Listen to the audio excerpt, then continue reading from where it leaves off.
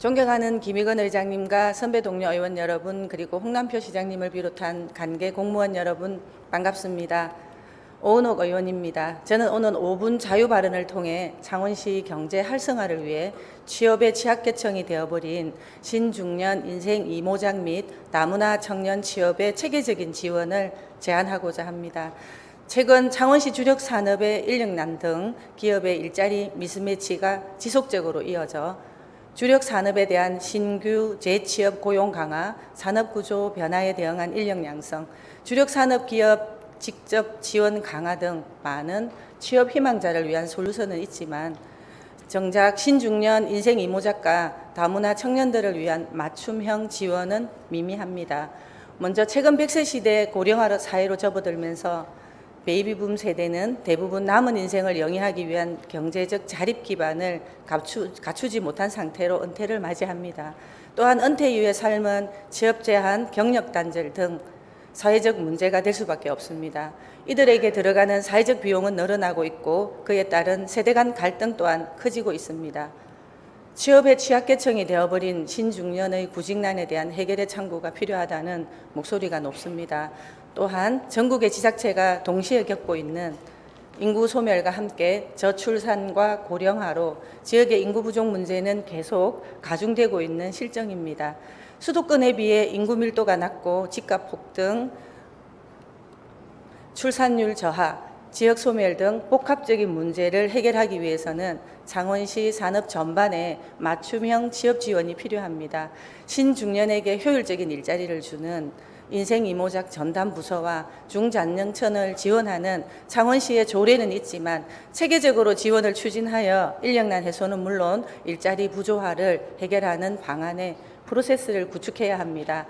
현재 한국 사회에서 학생 수는 매년 감소 추세이나 다문화 학생 수는 19년도 14만, 20년도 15만, 21년도 16만, 22년도는 17만에 육박하여 앞으로도 지속적으로 증가할 것으로 보입니다. 우리 시도 다문화 가정에 지원은 하고 있지만 다문화 학생들의 사회적 지지체계 및 다문화 가족, 부모의 교육이나 정보 부족으로 진로에 대한 조언과 상담 교육이 제대로 이루어지지 않아 유년기의 차별과 사회적 경제적인 어려움이 성인이 되어서도 지속되고 있어 다문화 가족으로서의 자긍심과 자아 존중감이 많이 하락했습니다. 이러한 이슈들은 사회적 문제로 야기되고 있습니다. 청소년기부터 학업 중단으로 인해 유해 환경에 방치되고 빈부격차의 양극화로 자존감 상실에 의한 차후 범죄에 노출될 가능성도 커 다문화 학생들의 소질과 장점을 발현시키지 못하고 사회 구성원으로서 건강한 성장을 방해하고 있습니다.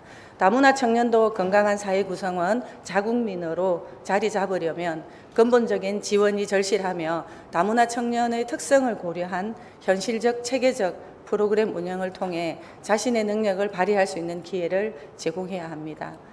진로 지도가 절실한 고등학교를 살펴보면 2022년도 기준 경남도는 다문화 가정 고등학생 수는 1,054명이며 그중 창원시 다문화 학생이 18개 시군 중 제일 많으며 매년 증가 추세입니다.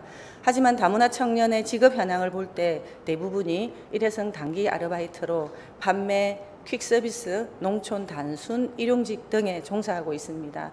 장기적으로 안정적인 일자리 제공으로 기초생활수급자 및 차상위 계층에서 탈피하도록 체계적인 진로지도 등 지원이 필요합니다.